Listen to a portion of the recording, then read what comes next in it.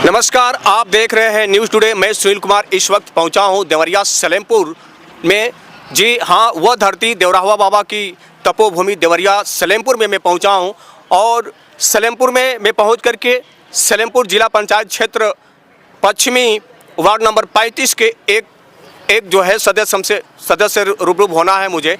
आप देख भी रहे हैं इस वक्त मैं अरमान यादव जी के यहाँ मैं पहुँचा हूँ। जी हाँ, मैं खुद उनके घर पहुंचा हूं और पूरी टुडे न्यूज़ की टीम भी पहुंची हुई है। शाम सलेमपुर रेस्टोरेंट में मुलाकात सभी उनसे हो रही है। सर नमस्कार। आपका नमस्कार, राधे राधे जी। सर आज चूँकि हम लोगों की मुलाकात यहाँ हुई है सलेमपुर में, शाम सलेमपुर रेस्टोरेंट जी।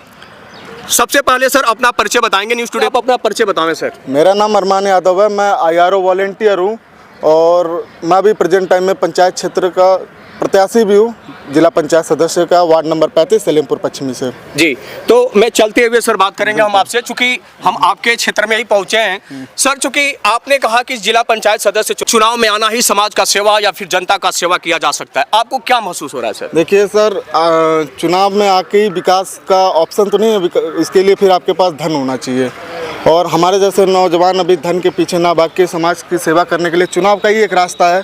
और कई ऐसी चीज़ें हैं जो पर्सनल चीज़ें में चुनाव में आने का।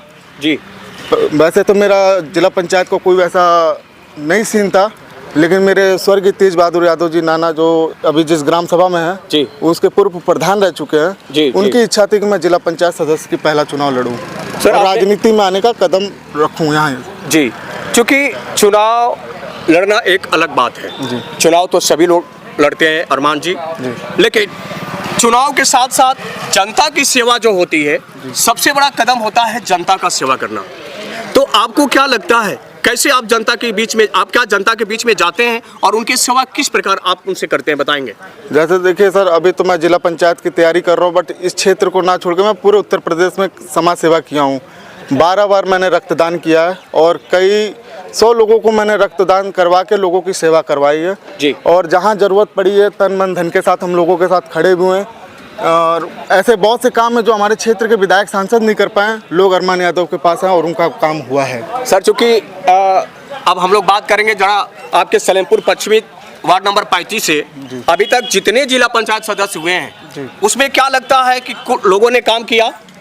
सलेमपुर पश्चिमी वार्ड 35 नंबर में कितना % विकास हुआ सर, बता दीजिए। विकास तो यहाँ नहीं हुआ, लेकिन एक चीज़ हुआ, बस जातिवाद धर्मवाद। यहाँ के युवाओं को जातिवाद में धर्मवाद में बांटा गया है और आज की तारीख में कई ऐसे प्रत्याशी हमारे खिलाफ हैं जो जाति के बहुत बेजोड़ तरीके से उस पर काम कर रहे हैं। जैसे दलित समाज के कोई लीडर तैयार हो गया, कोई यादव समाज का लीडर तैयार हो गया, कोई ब्राह्मण, कोई हिंदू, कोई मुस्लिम, ऐसे तमाम लीडर तैयार होकर अपने वोट जो कोर वोटर उन पर काम कर रहे हैं। लेकिन अरमान यादव विकास, स्वास्थ्य, रोजगार, शिक्षा, ऐसे कई तमाम मुद्दों पे चुनाव लड़ रहा है। आप जनता के बीच में जा रहे हैं श्रीमान जी? बिल्कुल जा रहे हैं। क्या मुद्दे लेकर जनता के बीच में जा रहे हैं? विकास, स्वास्थ्य और शिक्षा, ये 3 मुद्दे हैं और उनको प्रशासनिक लड़ाई में ताकत देंगे, ये इनको विश्वास दिला रहे हैं। क्योंकि एक जिला पंचायत का ज़्यादा काम नहीं होता है, इस पंचायत क्षेत्र में जो लिमिटेड काम होते हैं, रोड नाली, यही होते हैं। लेकिन अगर सलेमपुर की जनता, सलेमपुर पश्चिमी वार्ड नंबर 35 की जनता आपको जिला पंचायत पद हेतु आपको चुनकर भेज देती है, तो सबसे पहले आपका क्या प्राथमिकता रहेगा, कौन सा कदम उठाएंगे? सबसे पहले तो हम शिक्षा को मजबूत करने के लिए हर ग्रामीण एरिया में जो भी प्राथमिक स्कूल है वहाँ पे महिलाओं के लिए लाइब्रेरी की व्यवस्था कराएंगे।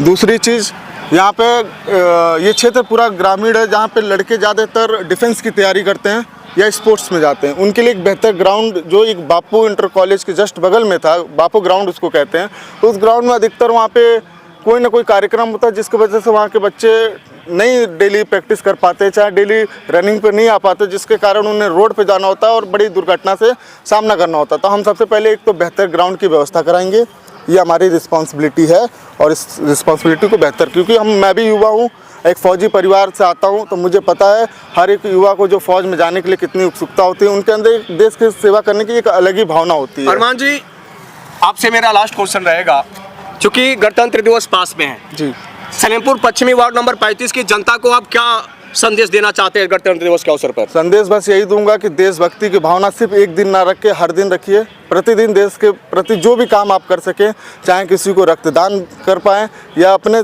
जेब से या अपने तन से, अपने मन से, जैसे भी आप उनकी सेवा कर पाएँ, वो देश के प्रति एक मदद होती है। तो गणतंत्र दिवस या 15 अगस्त या और भी जो भी चीज़ें हम अपने देश में मनाते, उसको छोड़ के आप इन सब चीज़ों को रिप्रेजेंट करें डेली, तो वो हमारे लिए सबसे बड़ी होती है देशभक्ति की भावना। आप अपने लक्ष्य को प्राप्त करें, क्योंकि मंजिलें उन्हीं को मिलती है जिनके सपनों में जान होती है। मंजिलें उन्हीं को मिलती है जिनके सपनों में जान होती है। पंख से कुछ नहीं होता है, हौसलों से उड़ान होती है, हौसलों से उड़ान होती है। तो अभी आप सुन रहे थे अरमान यादव जी, जो सलेमपुर पश्चिमी वार्ड नंबर 35 से सीधे तौर पर उन्होंने कहा कि अगर सलेमपुर पश्चिमी वार्ड नंबर के जनता अगर मुझे जिला पंचायत पद हेतु चुन देती है, तो फिर मैं उनके लिए संघर्ष का मैदान छोड़कर नहीं भागूंगा। मैं हर दम मैं उनके साथ रहूंगा और अंतिम दम तक, जब तक मेरे जीवा में सांसें रहेगी, तब तक मैं उनके सत्य कर्तव्यों पर मैं खड़ा रहूंगा और न तो मैं पीछे हटूंगा। और आज भी साथ में हूं, कल भी रहूंगा, ये उन्होंने कहा। अरमान यादव जी, धन्यवाद, थैंक यू।